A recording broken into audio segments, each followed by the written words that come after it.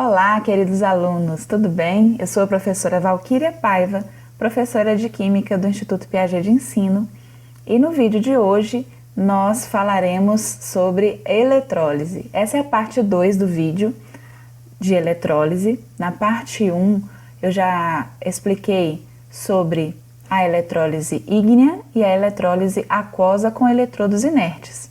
Na aula de hoje nós falaremos sobre eletrólise aquosa com eletrodos reativos, ou seja, falaremos de galvanoplastia e de eletrólise de purificação. Te convido a ver este vídeo comigo e se você ainda não viu os demais vídeos da série sobre eletroquímica, por favor, eu vou deixar um link abaixo na descrição do vídeo e te convido a me acompanhar. Vamos lá?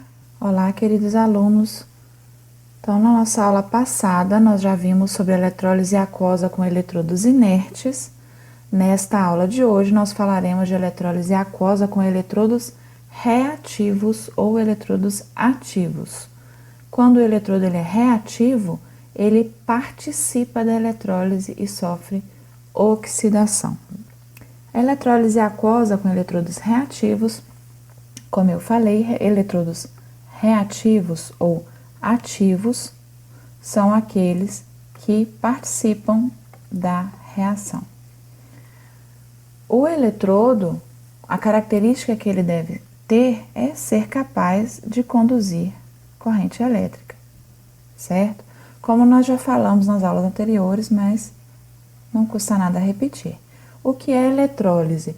É um processo que vai transformar a energia elétrica em energia química. Vai provocar, através da energia elétrica, da passagem de corrente elétrica, uma reação química, que a gente vai chamar aqui de energia química. Por que se chama eletrólise aquosa? Porque vai acontecer na presença de água.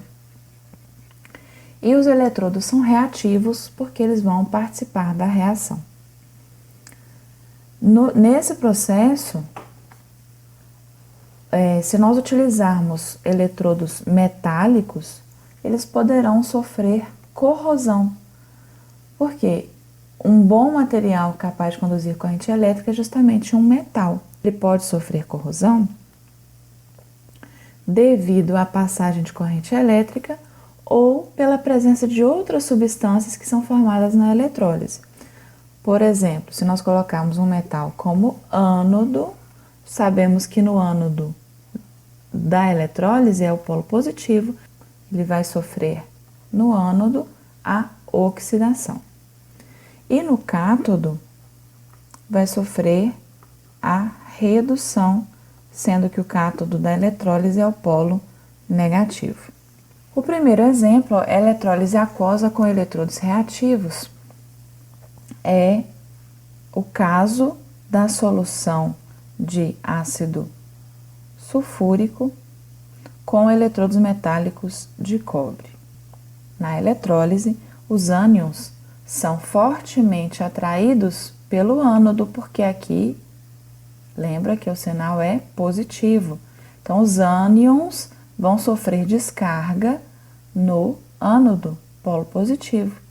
No entanto, em alguns casos, a transferência de elétrons no ânodo é efetuada não pelos íons em solução, mas pelo próprio metal que constitui o eletrodo, fazendo com que o eletrodo metálico, então, participe da reação. Vejamos nesse caso aqui, temos o ácido sulfúrico e a água, e temos 2 eletrodos de cobre. Nesse processo, nós teremos algumas ionizações, que são ácido sulfúrico, se ioniza formando 2H+, aquoso, mais SO4, 2- aquoso. A água se auto-ioniza, formando 2H+, aquoso, mais 2OH- aquoso. E no cátodo, que é o polo negativo, nós vemos que o único cátion presente é o hidrogênio, então vai ser ele que vai ganhar elétrons. Nós vamos ter uma obrigatoriedade da descarga dos íons H+, no cátodo. semi-reação do cátodo, fica 2H aquoso, mais 2 elétrons formando hidrogênio gasoso. No ânodo, que é o polo positivo, nós teremos duas opções, ou até três. A gente poderia considerar a opção do sulfato, da hidroxila, né, aqui, mas a gente já saberia pela prioridade de descarga dos íons que a hidroxila ganharia do sulfato, mas considerando também o eletrodo. Vamos lembrar que nós falamos que os metais são elementos químicos que já têm naturalmente a tendência de doar elétrons. Se ele vai doar, ele vai oxidar.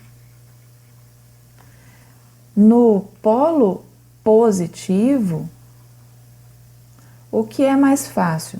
É mais fácil, então, retirar o elétron do próprio metal, que nesse caso aqui é o cobre, do eletrodo, já que é uma tendência dos metais, então, doar elétrons, ou seja, de se oxidar. É mais fácil tirar esses 2 elétrons do cobre do que tirar aqui dos demais ânions. Vai acontecer, então, no ânodo, que é o polo positivo, a oxidação do cobre do eletrodo, que vai gerar íons 2+ em solução.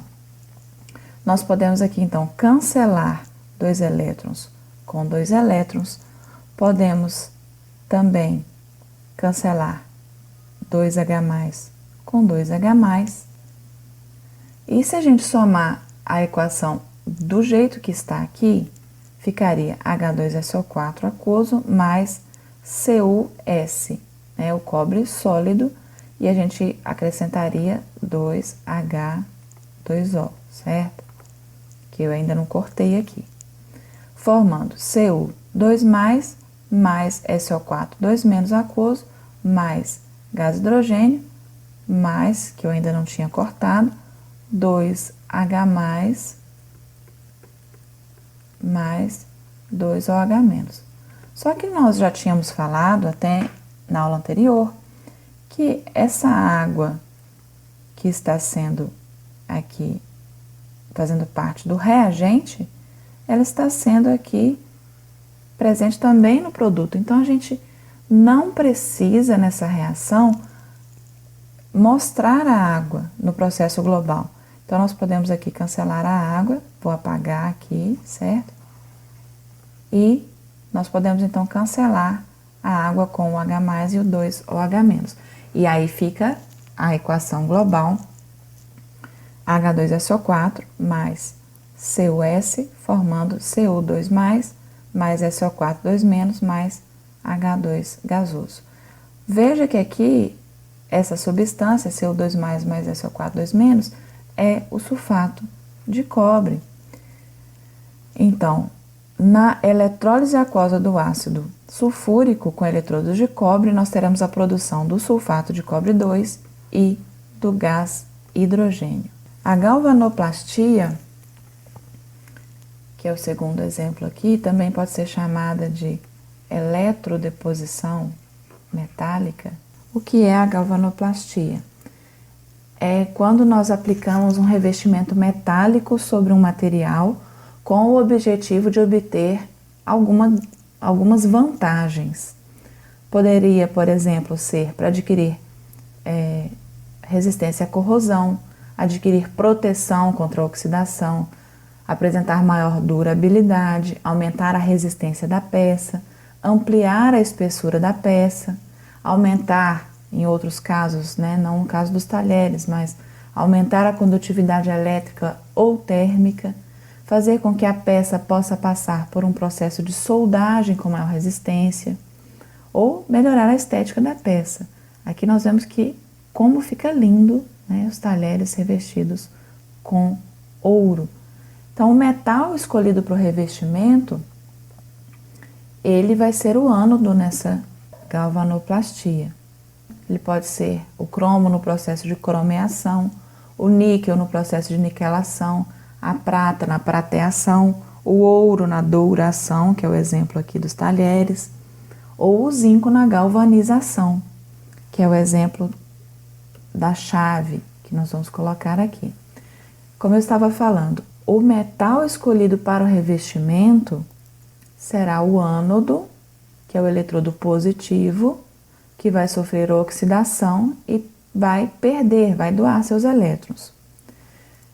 Esse metal vai sofrer oxidação no lugar do material que foi protegido. Já o eletrodo negativo, que é o cátodo, vai receber elétrons, ou seja, vai sofrer redução, que vai ser no lugar do cátodo o próprio material que será revestido. Vamos ver como exemplo a eletrólise do sulfato de níquel 2, que vai exemplificar o caso da chave. Considere a eletrólise de uma solução de sulfato de níquel, utilizando esse eletrodo de níquel metálico, e aqui eu coloquei como exemplo uma chave, conhecido como processo de galvanoplastia. Esse processo é para niquelação de peças. Então, eu exemplifiquei aqui no ânodo, como a gente já sabe, sofre oxidação polo positivo, o eletrodo de níquel, e como cátodo, que vai sofrer redução no polo negativo, a chave, que seria o material que vai receber essa proteção do metal. Aqui também, em outros exemplos ou exercícios, poderia existir outro eletrodo de níquel. Vamos ver, com base na tabela de descarga dos cátions e ânions, as semi-reações. Nós temos em solução sulfato de níquel e água. Então, vai acontecer a dissociação do sulfato de níquel, formando Ni2+ aquoso mais SO4 2- aquoso, e da água 2H2O líquido, formando 2H+ aquoso mais 2OH- aquoso. A gente tem que pensar aqui, qual dos dois, níquel ou hidrogênio, que vai sofrer descarga? E qual dos dois ânions, SO4 2- ou OH- que vai sofrer descarga, ou o níquel, que é o eletrodo nesse caso? Vejamos novamente a tabela de prioridade de descarga dos íons. Então, nós sabemos que entre o níquel e o hidrogênio, o níquel entraria aqui como um metal comum, então ele ganharia, teria prioridade de descarga no eletrodo negativo, que é o cátodo. Então, aqui entre hidrogênio e níquel, o níquel vai ganhar. E no outro eletrodo, não seria nem o OH- nem o SO4 2-, porque, como nós já falamos anteriormente, como o eletrodo é formado de níquel e o níquel é um metal, é mais fácil retirar elétrons desse metal, já que ele tem uma tendência de doar elétrons, do que retirar elétrons dos demais ânions. Então, nós veremos que o cátodo será o níquel, mas o ânodo também será o níquel, que ele vai transferir os seus elétrons, gerando Ni2+ em solução. A reação global, então, o que vai acontecer aqui? Vai ter a dissociação do sulfato de níquel, como nós já falamos anteriormente, em Ni2+ aquoso mais SO4 2- aquoso, e aí a autoionização da água, 2H2O líquido, formando 2H+ aquoso mais 2OH- aquoso. No polo negativo, teremos o níquel recebendo elétrons, se transformando em níquel sólido, e no polo positivo teremos o níquel doando seus elétrons. Vamos fazer aqui a reação global. Então, nós vamos cancelar aquilo que se repete, antes e depois da seta. 2 elétrons com 2 elétrons, níquel sólido com níquel sólido, Ni2+ com Ni2+. E, se nós somarmos a equação global aqui, nós também vamos poder cancelar esses íons aqui de cima. Ou seja, o processo global deu o quê? Deu 0. Por que a equação global, nesse caso, vai ser 0? Porque nós cancelamos todas as etapas intermediárias, e o que aconteceu nesse processo é o transporte do níquel que estava no ânodo para ser depositado na chave. Vê que a chave mudou de cor aqui no desenho, no exemplo, certo? A eletrólise, nesse caso, não vai provocar nenhuma alteração na solução. Nesse processo, apenas acontece a passagem de elétrons do níquel, do ânodo, para o cátodo. A oxidação do níquel, presente no eletrodo, faz a reposição do níquel 2+ presente na solução, e esse níquel 2+ presente na solução vai se depositar aqui na chave do exemplo, ou seja, no eletrodo aqui, negativo. Então, o eletrodo de níquel vai sofrer corrosão e a chave, né, vai receber o revestimento do níquel 2+. Então, a galvanoplastia, ela é uma técnica que permite dar esse revestimento metálico na peça, colocando essa peça como cátodo, que é o polo negativo, num circuito de eletrólise. Concluindo a galvanoplastia, esse princípio da galvanoplastia sempre vai ser o mesmo. Vai ter perda de elétrons no ânodo.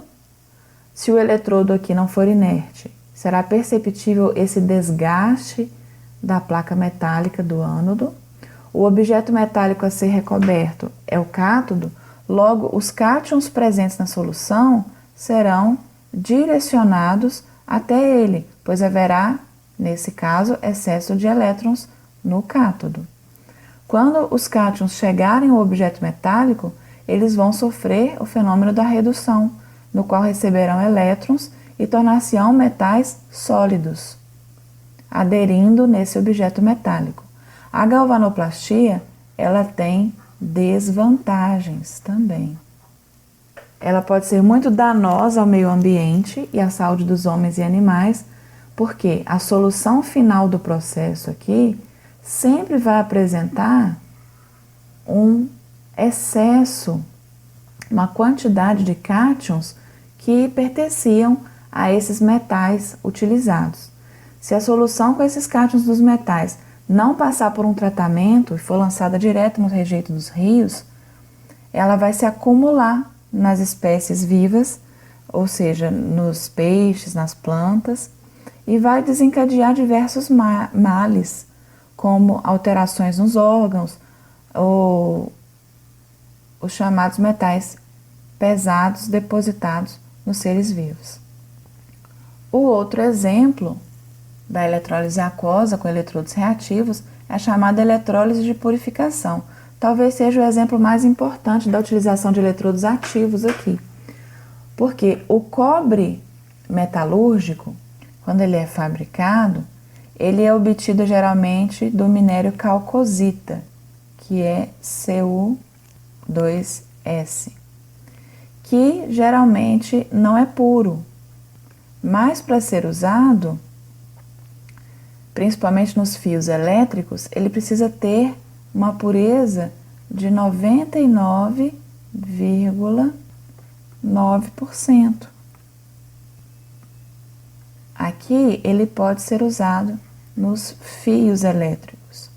E o objetivo desse processo de purificação é transformar o cobre impuro num cobre puro. E isso é feito colocando-se no cátodo, que é o eletrodo negativo da eletrólise, uma placa de cobre puro, e no ânodo, polo positivo, uma placa de cobre impuro, que é a que nós queremos purificar. Ambos ficam mergulhados numa solução de sulfato de cobre e em meio aquoso. Então, essa é a eletrólise de uma solução de sulfato de cobre, utilizando os eletrodos de cobre, que é a eletrólise de purificação. Vejamos a reação de dissociação e de ionização do cobre. O sulfato de cobre vai formar CO2 aquoso mais SO4 2-, e a autoionização da água será dada por H2O líquido, formando 2H+ aquoso mais 2OH-. Nesse caso aqui, novamente, acontece que vai ser mais fácil. Então, aqui, entre cobre e íon H+, o cobre ganha do H+. Então, ele vai para o polo negativo aqui do cátodo. Então, Cu2+, mais 2 elétrons, formando CuS, que é o polo negativo do cátodo. Vai receber elétrons. Já no polo positivo, não vão ser novamente nem a hidroxila nem o sulfato, mas sim o cobre, porque nós já falamos, é mais fácil retirar elétrons do metal cobre, que já é uma tendência dos metais doar elétrons, do que retirar elétrons desses demais ânions. Então, a oxidação do cobre presente nesse eletrodo vai repor o Cu2+ na solução. Então, vejamos. Fazendo o processo global aqui. 2 elétrons se cancela com 2 elétrons, CuS com o CuS, Cu2+ com Cu2+. A água a gente já viu que cancela, sulfato de cobre também vai se cancelar. Qual que é o processo global? 0. Porque nós já vimos que aqui vai acontecer a oxidação do ânodo, em que cada átomo de cobre vai perder 2 elétrons e os íons Cu2+ serão liberados para o meio. Já no cátodo, vai acontecer a redução, porque os íons Cu2+ liberados pelo ânodo, assim como os demais íons Cu2+ presentes na solução, vão ser atraídos pelo cátodo, porque o cátodo é negativo e as cargas opostas se atraem, os íons são positivos, o cátodo é negativo, e vão então se depositar nesse eletrodo. O cobre impuro do eletrodo positivo vai sofrer corrosão e o eletrodo negativo vai sofrer aumento de massa.